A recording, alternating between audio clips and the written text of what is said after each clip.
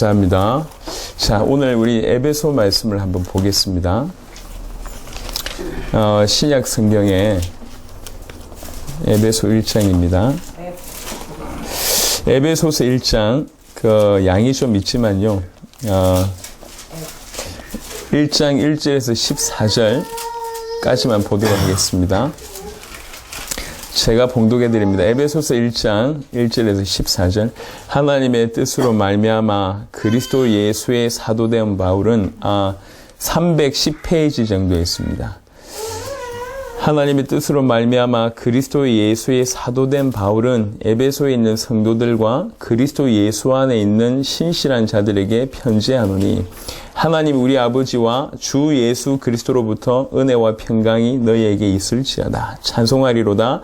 하나님 곧 우리 주 예수 그리스도의 아버지께서 그리스도 안에서 하늘에 속한 모든 신령한 복을 우리에게 주시되 곧 창세전에 그리스도 안에서 우리를 택하사 우리로 사랑 안에서 그 앞에 거룩하고 흠이 없게 하시려고 그 기쁘신 뜻대로 우리를 예정하사 예수 그리스도로 말미암아 자기의 아들들이 되게 하셨으니 이는 그가 사랑하시는 자 안에서 우리에게 거저 주신 바 그의 은혜의 영광을 찬송하게 하려는 것이다. 그시라 우리는 그리스도 안에서 그의 은혜의 풍성함을 따라 그의 피로 말미암아 속량 곧 죄사함을 받았느니라. 이는 그가 모든 지혜와 총명을 우리에게 넘치게 하사 그 뜻의 비밀을 우리에게 알리신 것이요 그의 기뻐하심을 따라 그리스도 안에서 때가 찬 경륜을 위하여 예정하신 것이니 하늘에 있는 것이나 땅에 있는 것이 다 그리스도 안에서 통일되게 하려 하심이라.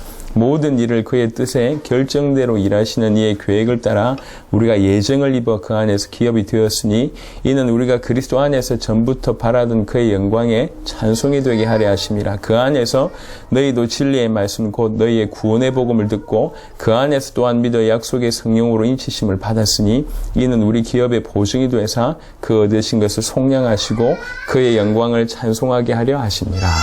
아멘. 전 오늘 지금 여러분에게 강해 설교를 하진 않을 겁니다. 그러니까 이 구절이 무슨 뜻인지를 일일이 푸는 그런 부분을 얘기할 게 아니라 오늘 이 본문을 통해서 주시는 가장 핵심적인 얘기를 좀 드리고 싶습니다. 오늘 짧은 이 읽었던 본문 중에 계속 반복되는 단어가 있습니다. 눈치를 채신 분들이 계시겠지만 계속 반복되는 단어가 뭐가 있냐면 그리스도 안에서, 그 안에서, 주 안에서 이 단어가 오늘 읽었던 1절에서 14절에 무려 한 10번 정도 나옵니다. 계속. 이 얘기를 좀 드리고 싶어요. 인간은 지음받기를 하나님의 형상대로 지음받았습니다. 이거는 존재론입니다. 존재론. 우리가 진화한 게 아니라 하나님이 하나님의 형상대로 우리를 지으셨어요. 인간에게 있어서 가장 큰 문제는 그 하나님의 형상을 잃어버렸기 때문에 오는 문제입니다. 물고기가 물 떠나면 모든 문제보다 죽듯이 나무가 뿌리 뽑히면 모든 문제보다 죽듯이 인간은 하나님을 떠나면 모든 문제보다 죽습니다. 본인 스스로 다른 이론을 펼칠 수는 있지만 이게 유일한 문제입니다. 인간은 물 떠난 물고기처럼 뿌리 뽑힌 나무처럼 하나님을 떠났기 때문에 가지고 있는 모든 문제가 오는 겁니다. 문제가 문제인지도 모르고 막 살면서 나중에 어느 정도 인생이 지나가고 나서 비로소 알게 되는데 인생 문제, 돈 문제 아니고 정신 문제 아니고 인간관계 문제 아니고 사회 정치 문제 아닙니다. 더 근원의 문제가 있습니다. 그 근원의 문제가 뭐냐? 본질로부터 떠났다는 얘기죠. 모든 배경과 축복과 생명에서부터 떠나면서 모든 문제가 옵니다. 사랑하는 사람을 잃게 됐을 때 사는 게 아니잖아요. 웃는 게 우는 게 아니지 않습니까? 하나님을 떠난 인간에게 모든 문제가 온 겁니다. 그러니까 인간에게 문제는 사실은 어떻게 보면 하나밖에 없고 답도 그래서 하나밖에 없습니다. 답은 뭐냐? 하나님 만나야 됩니다. 근데 하나님 만나는 길이 하나밖에 없어요. 그 길이 그리스도입니다. 성경은 그래서 그리스도를 얘기하고 있는 겁니다. 구약, 신약, 구약은 뭐냐? 오실 메시아, 오실 그리스도. 신약은 그분이 오셨다는 뜻입니다. 성경 전체는 메시아 얘기를 합니다. 왜 메시아를 얘기를 하냐? 메시아를 통해서만 하나님 떠난 인간이 하나님 만날 수 있거든요. 왜 하나님 떠났냐고 하니까 그 배경에 죄가 있고 죄의 배경에 사단이 있습니다. 이 죄를 해결하는 길도 사단을 이기는 길도 메시아밖에 없습니다. 그래서 사실은 성경 전체를 메시아 얘기를 하고 있습니다. 그래서 오랫동안 메시아를 기다리고 있었어요. 메시아가 오면 이 모든 문제 해결될 것이니까. 구약 동안에는 메시아를 기다리던 시대였습니다. 그러다가 2000년 전에 나사렛 마을에 예수라는 사람이 오셔서 그분이 하신 일과 특별히 십자가와 부활하시면서 그분이 하신 일이 그리스도의 일을 감당하신 겁니다. 십자가 지시고 부활하심으로 하나님 만난 길 여시고 죄의 문제, 사단 문제를 해결하셔서 원래 하나님께서 의도했던 대로 하나님 만날 수 있는, 다시 생명을 얻을 수 있는, 다시 하나님의 형상을 입을 수 있는 모든 길을 여셨습니다. 그래서 십자가와 부활이 기독교의 핵심이라고 얘기하는 겁니다. 그런데 사실 복음은 뭐냐? 그리스도라는 것이 복음이고 누가 그리스도냐? 예수가 그리스도다. 이것이 복음입니다. 그래서 성경 전체에 있어서 가장 핵심은 예수가 그리스도라는 겁니다. 요한복음 20장을 한번 보겠습니다. 요한복음 20장 31절에 보시면 이 두꺼운 성경을 왜 기록했는지를 얘기하고 있습니다.